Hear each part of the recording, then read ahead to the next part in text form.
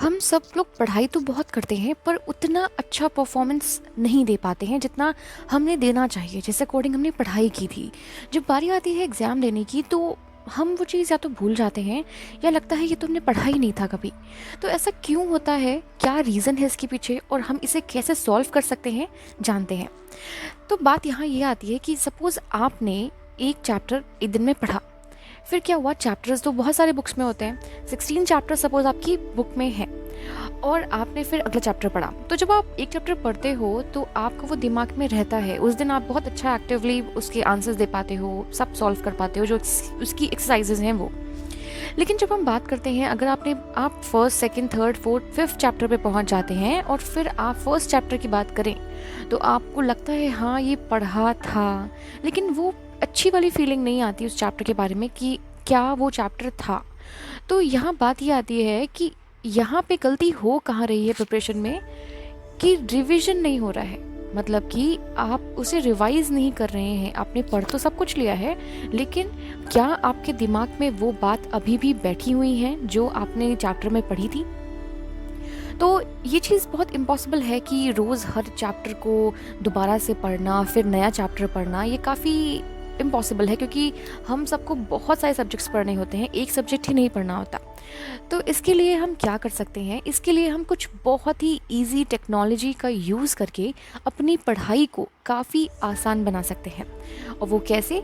काफ़ी सारे टूल्स हैं ऐसे मार्केट में अवेलेबल। हमारे जो ऐप्स होते हैं वो हमारी पढ़ाई को बहुत बहुत आसान बना सकते हैं। जब हम पढ़ नहीं भी रहे होते हैं ना, तो भी हम पढ़ सकते हैं।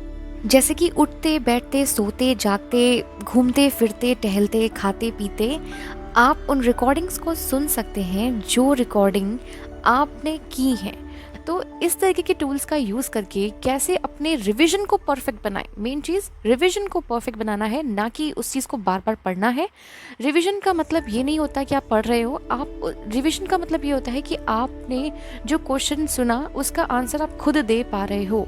और ये 2-3 टाइम्स जब आप गाने के साथ करते हो, आप गाने को बार बार सुनते हो, तब जाके आपको वो गाना याद हो जाता है। एक बार में वो गाना याद नहीं होता, लेकिन बार बार में वो गाना याद हो जाता है। उसके लिरिक्स जो है वो एकदम से स्टैंजा वाइज हमें सब अच्छे से आ गए होते हैं। तो वो सिर्फ और सिर्फ बार बार सुनने से आए होते हैं। तो हम भी कुछ ऐसे टूल्स का यूज़ करके बहुत अच्छे से अपने दिमाग में हर आंसर से लेके हर छोटी चीज़ बिठा सकते हैं। तो जानते हैं कि पहला टूल कौन सा है। सबसे पहले हम जाएंगे प्ले स्टोर पे और वहाँ पे लिखेंगे ऑडियो नोट्स लाइट। अब यहाँ पे जो वर्जन निकल के आएगा उसमें एक फ्री वर्जन भी है और उसमें एक पेड वर्जन भी है। तो जो लाइट वाला है वो है आपका फ्री वर्जन। तो यहाँ पे आप ऑडियो नोट लाइट को टैप करेंगे सो दैट आपका ये जो ऐप है वो खुल जाएगा। उसके बाद आप इसे इंस्टॉल कर लीजिए। अब हम इसे ओपन करते हैं और देखते हैं कि कैसे ये वर्क करता है। यहाँ पे आप देख रहे हैं कॉपी जैसा पन्ना खुल के आ गया है और इसमें जैसे ही मैंने इस फिंगर वाले बटन को क्लिक किया वैसे ही इसने touch mode, text mode, pen mode दिया। अब मैं आपको टेक्स्ट मोड करके दिखाती हूँ पहले कि टेक्स्ट मोड में आप कैसे अपने नोट्स बना सकते हैं यहाँ पे, जो कि बहुत आसान है। आप यहाँ टाइपिंग जैसे करते हैं, मैसेजिंग में आप खूब टाइपिंग करते होंगे, तो वैसे ही आपको यहाँ पर भी अपने नोट्स आप लिख सकते हैं। यहाँ ऑप्शन है कि आप यहाँ लिख सकते हैं टाइप करके।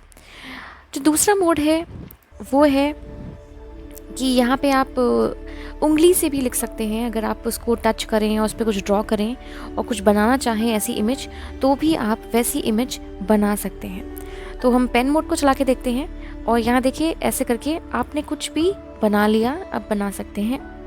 हाइलाइटर में क्या होगा, आपको क्लिक करना है और जहाँ क्लिक करेंगे वो चीज़ आपकी हाईलाइट हो जाएगी।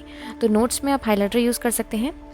फिर आता है फ़ोटो मोड। अगर आपको कोई फ़ोटो लगानी है, सपोज़ बुक में कोई इमेज बनी है वो आपको नहीं ड्रॉ करनी, तो आप वो भी इसमें डाल सकते हैं। जैसे यहाँ कैमरा दे रखा है, फाइल्स दे रखा है, तो कैमरे पे जाके आपको कैमरे को क्लिक करना है एंड देन आप यहाँ से फ़ोटो अपलोड कर सकते हैं या फिर फ़ोटो खींच सकते हैं तुरंत के तुरंत।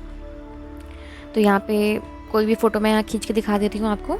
जैसे कोई कॉपी कर दिया और यहाँ पे ये अपलोड हो गई। अब मैं इसे खींच के ड्रैग करके कहीं पर भी इसको प्लेस कर सकती हूँ, नीचे ऊपर दाएं बाएं, और इस तरीके से मैंने अपने इसमें इमेज भी डाल दी है। अब यहाँ बात कर लेते हैं रिकॉर्ड करने की। अपने छोटे छोटे ऑडियोज़ बनाना और उसे सुनना यहाँ पे पॉसिबल है। इस रेड बटन पे क्लिक किया है मैंने। अब देखो ये बोलेगा कि ये आपको सिर्फ 5 मिनट्स की ही रिकॉर्डिंग दे पाएगा।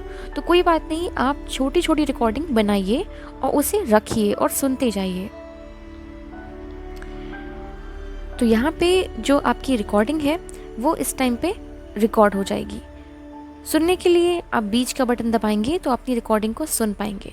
तो आपकी रिकॉर्डिंग भी यहाँ पे मिल जाएगी आपको। आप यहाँ से नया नोट भी बना सकते हैं या पुराना नोट भी खोल सकते हैं। न्यू नोट पे क्लिक करेंगे तो नया खुल जाएगा। ओपन नोट पे क्लिक करेंगे तो आपके जितने नोट्स बने होंगे वो भी खुल जाएंगे। तो ये काफ़ी अच्छा ऑप्शन है जो आप यूज़ कर सकते हैं अपनी पढ़ाई के लिए, जिसमें आपका सारा मटेरियल एक जगह मिल जाएगा और आप उसे बार बार सुन सुन के रिवाइज़ कर सकते हैं।